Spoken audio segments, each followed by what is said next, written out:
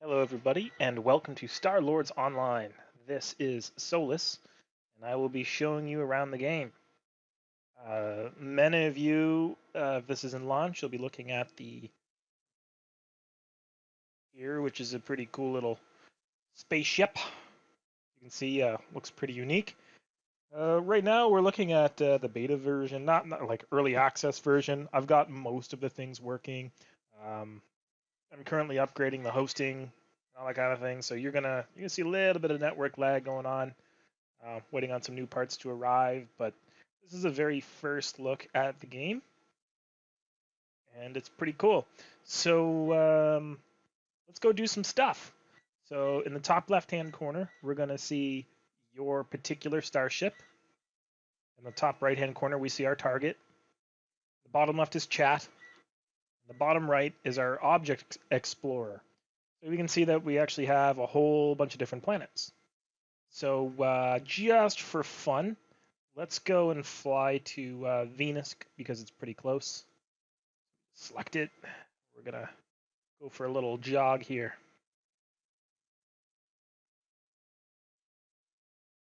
All right, so we're on our way.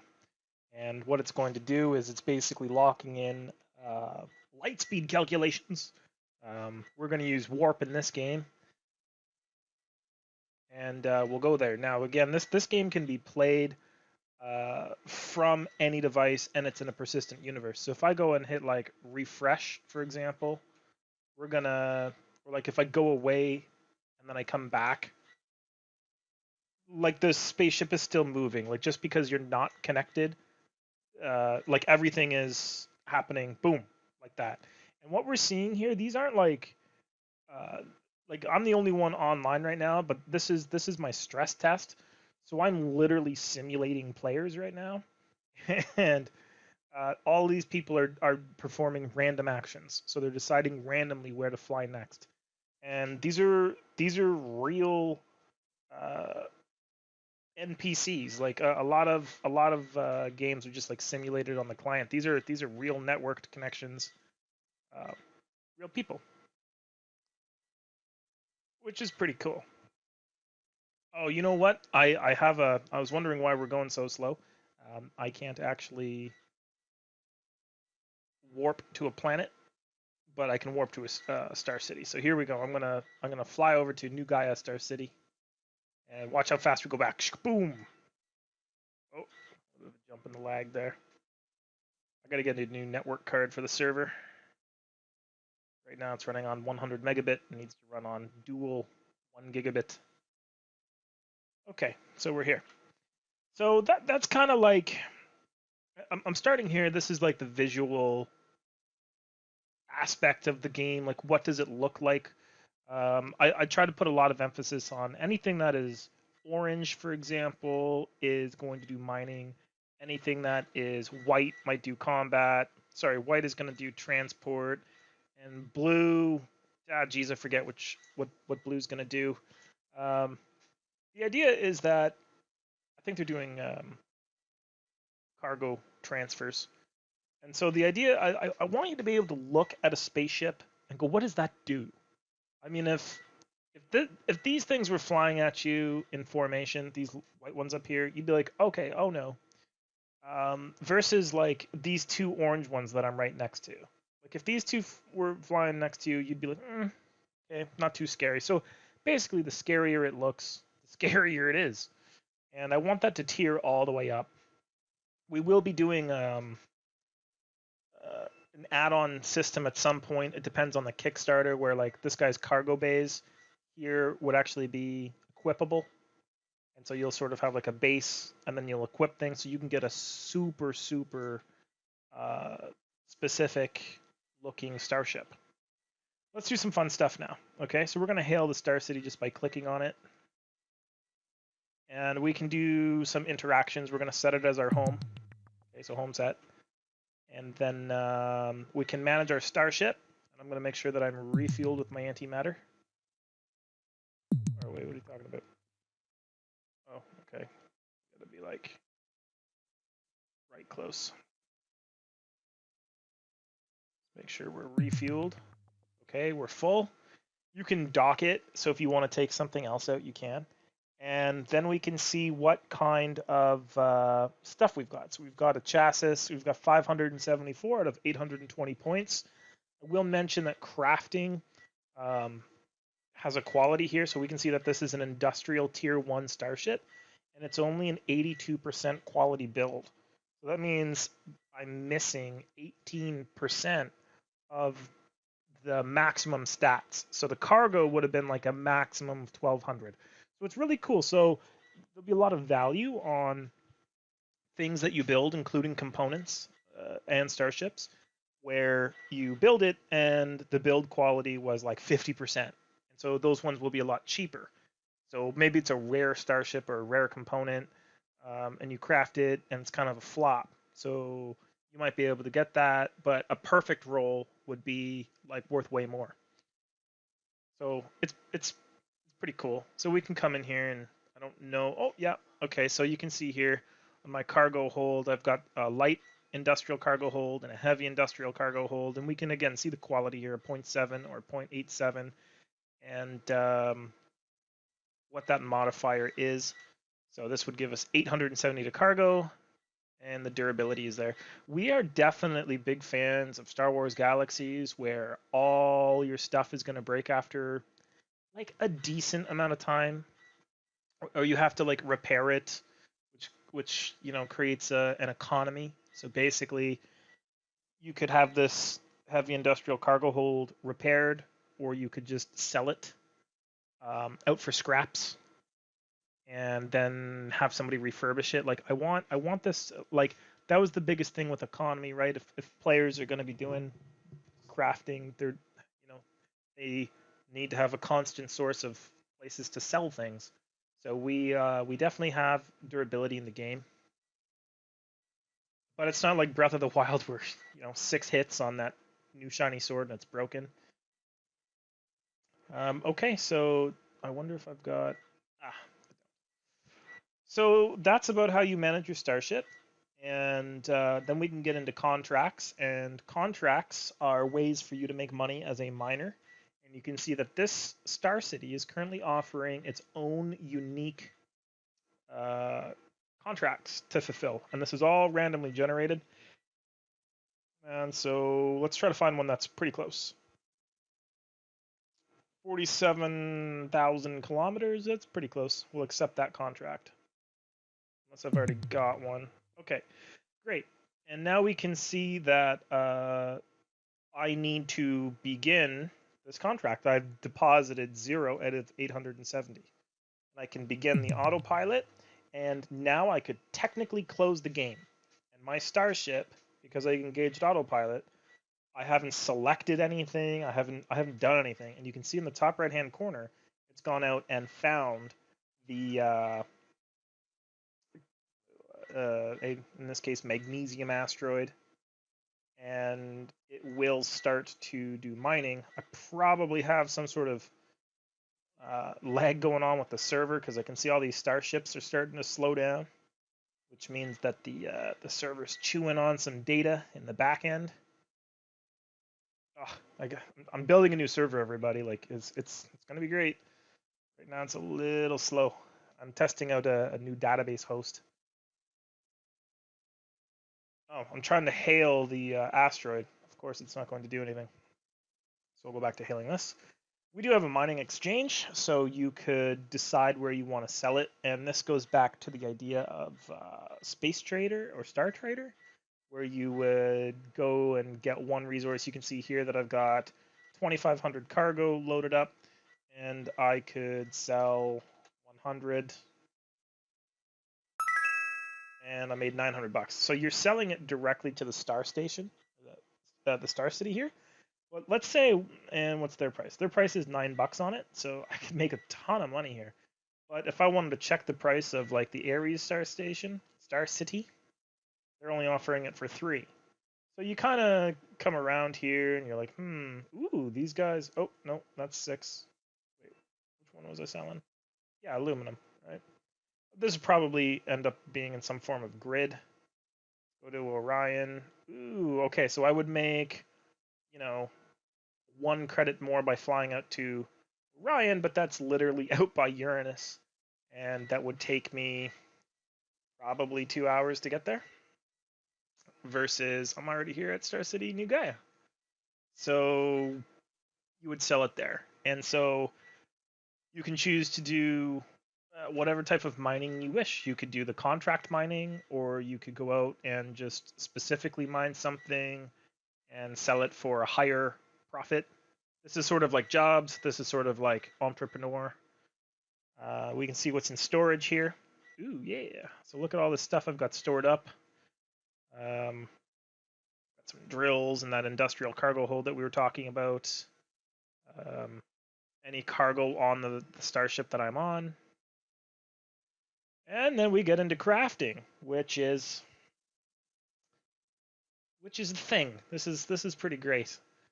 So all of these are schematics that my player knows, and so we can see we are in different categories of starship here. So industrial, mining, and transport.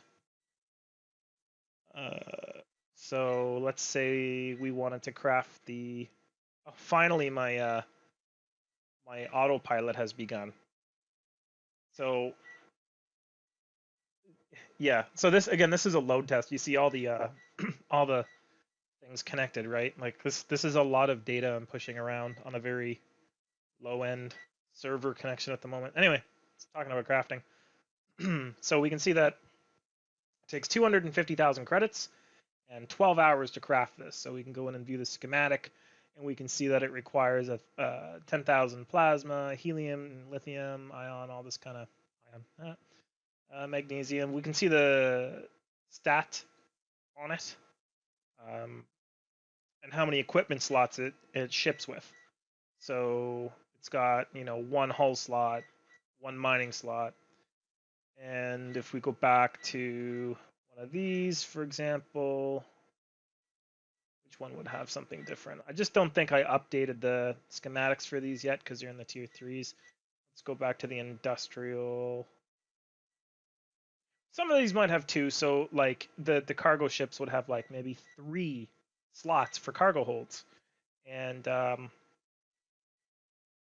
it allows you to customize the ship further. Maybe you want to do 3 light ones or whatever, and then everything's limited by chassis points. What can you physically fit on this thing? It's maybe it should be more of a percentage or something, but and then of course we can do the same thing with the components is what we call them, and those are the components that are fitted onto your starship, and they break down in just the same way. So you can go, okay, I want to make an industrial part or industrial starship, and I want to come into the industrial component, and we can see this is all heavy industrial cargo hold, light industrial cargo hold. Yeah, so you'll notice I don't have any schematics down under the mining or transport components. Let's go look at why. Again, if you've ever played Star Wars Galaxies, you're going to love this. Because I am only an engineer, novice in blueprints, and that gives me the schematics for Tier 1. It gives the following schematics. And you can see that Blueprints 2 requires Blueprints 1. And okay. Oh, look, our starship here it's mining this little tiny asteroid, and at some point I'm gonna have little tiny little pew pew like little mining effects going on.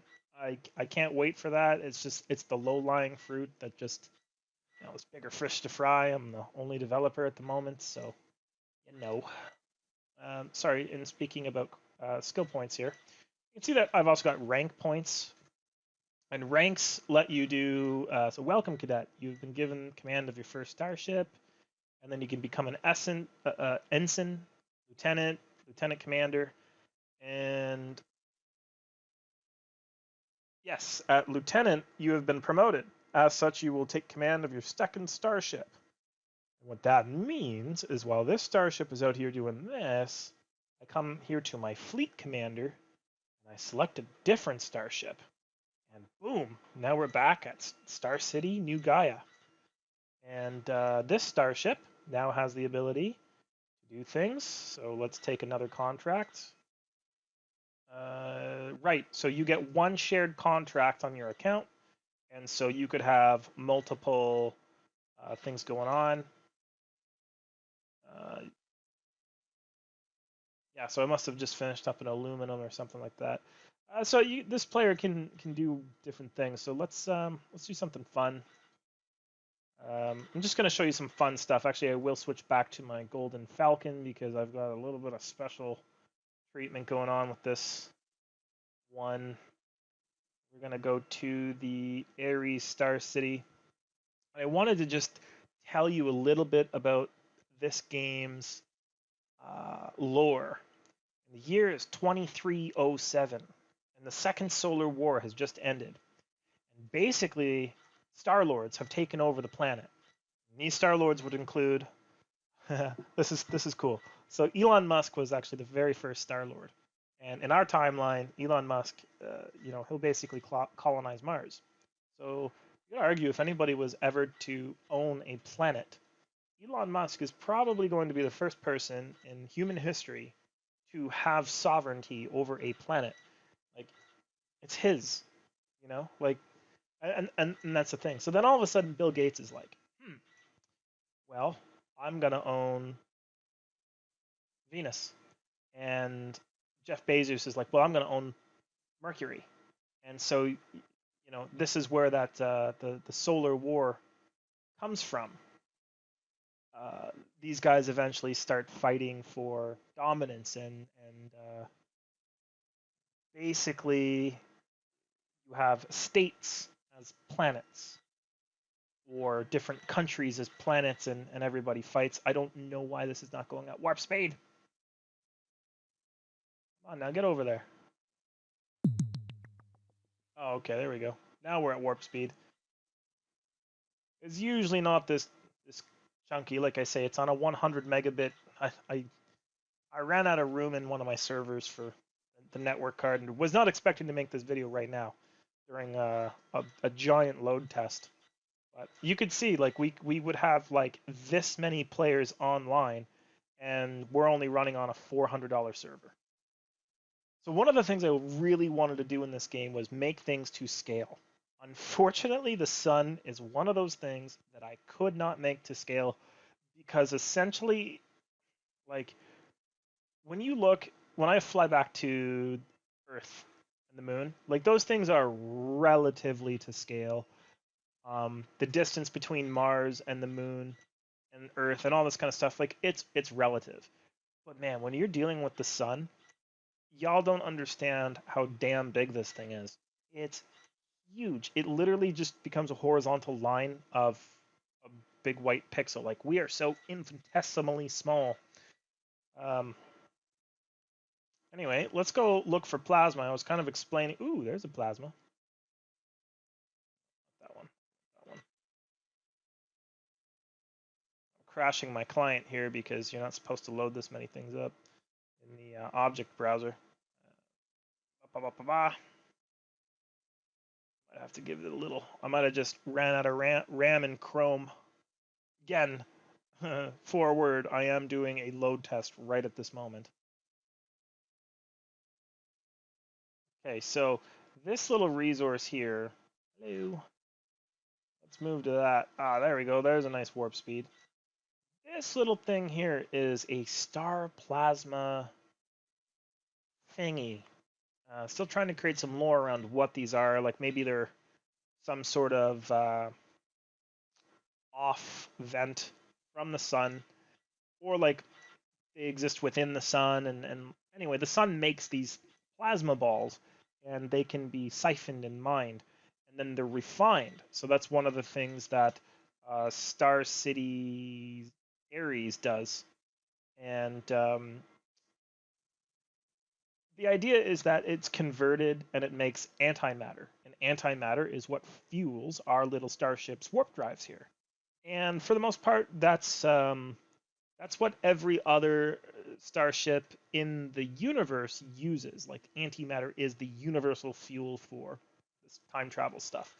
And if you could go over left a little bit further, I don't know if they're still there, but I have these giant red Centaurian plasma mining ships. And I mean, they're just huge, and they're literally sucking our sun dry. And so as we mine it, they mine it, and basically we can't stop them. And there's a ceasefire going on. We're like pretty insignificant. They could just come in and basically wipe us out in a war if we wanted, if they wanted. But on the other side, when you fly out to Jupiter, that's when you start seeing the Magi. And the Magi are sort of, they're not like the Star Trek Federation. They're not that caring. They sort of like maybe did too many like space mushrooms, and they're kind of like chill. I don't want to say too much about the Magi because I'm still kind of fleshing out what exactly they are, but basically they seem to they're like neutral caretakers of the universe. So they see that there's a giant power struggle here, and they're actually some of the people who created the Earth.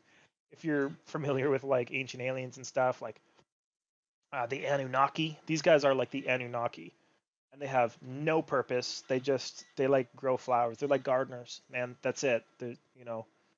Um, so they made the pyramids of Earth, and they they put us in this thing. I like to call it the protected wetlands theory. So we were hidden from the universe, and basically once our civilization creates antimatter reactions, uh, it's like game on. Like you just entered the galactic civilization, and by using antimatter technology, you're fair game to make your own trade deals. Sort of like what happened in Naboo, to Naboo in Darth Plagueis. If you've read that novel, if you haven't, oh my God, check it out. And that's kind of the setting of the game. So all the Star Lords who were fighting and using, antimatter war, kind of like the way like nukes are going off right now. Um, they had the Star Lords basically have to band together to fight off the Centaurians, and at the same time, as you progress through the storyline, you kind of start to find out that the Magi have a little bit more vested interest in um, getting that star plasma as well. They've just it's a little bit more back end Illuminati style um, dealing, like secretive kind of stuff. So you can do like all out war. You can kind of go like secretive. Um, you really can play the game like the way you want to play the game. I just I remember that the kind of choice of freedom between if you want to join the Empire or the Rebellion in Star Wars Galaxies, and I want to be able to give that kind of choice back. So this has been a first look at a very stressed out server um, for StarLordsOnline, and this again is the Golden Falcon, and I'm only gonna let 100 of these ever be uh, given away, and the way that the skins work is how do the skin work? Come in here. Uh, yeah, so you can basically paint over a skin. Once the skin is applied to the starship, like that's it. So let's say in a year from now, you've got this starship here, right? In a year from now, you've got the founder's golden Falcon applied to a tier 3, whatever. That durability on that thing is going to get low. And so you're going to have to put a lot of credits. Like if you fly this into battle, it's going to say so much about you. If you're seen using it, it's like, oh shit, like this guy, damn, right? And I'm gonna go into some admin tools here, so don't don't mind me. But I've actually got the scale. I've got this set to a tier 1, so I think we want to do something like that. Yes, there we go. Now that looks better.